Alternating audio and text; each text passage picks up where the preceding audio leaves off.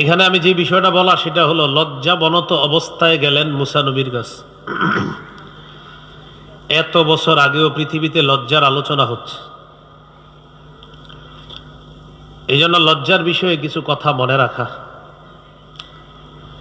এরপর মূল বিষয়ে কথা বলবো ইনশাআল্লাহ।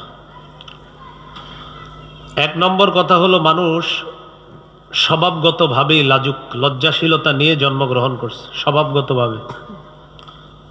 তার প্রমাণ সূরা আরাফের 22 নম্বর আয়াতে আল্লাহ তাআলা বলেন,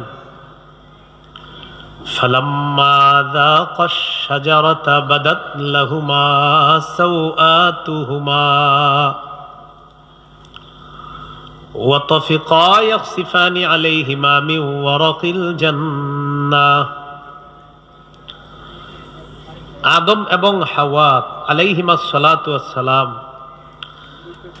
তারা দুইজন যখন ওই গাছের ফল ভক্ষণ করলো, নিষিদ্ধ গাছ যেটার কাছে যাইতে আল্লাহ নিষেধ করেছেন, বাদাত লাহুমা সাওআতুহুমা, তাদের দুজনের সামনে দুজনের লজ্জাস্থান প্রকাশ পেয়ে গেল। নাউজুবিল্লাহ পড়েন।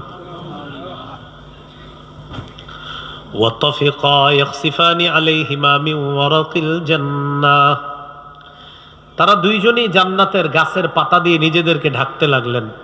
দেখেন, তাদেরকে কেউ বলে দেয় না এটা যে লজ্জাশীলতা, কেউ কিন্তু বলে নাই যে এইভাবে কাপড় খুলে যাওয়া লজ্জাশীলতা, কেউ বলে দেয় নাই যে এইভাবে সতর খুলে যাওয়া এটা অন্যায়, কেউ বলে নাই। কিন্তু তাদের ওই যে আল্লাহ সৃষ্টি করছে, সৃষ্টিগতভাবে একটা লজ্জাশীলতা দিয়ে দিছে, তাই দুইজনকে বুঝতে পারছে এইটা কেমন কাজ।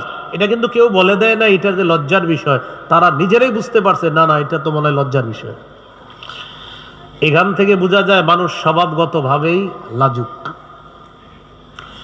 মানুষ আমারে আপনারে আল্লাহ বানাইছে এমন যে আমাদের ভিতরে আলাদা একটা লজ্জাশীলতা আছে। এটা হলো এক নম্বর কথা।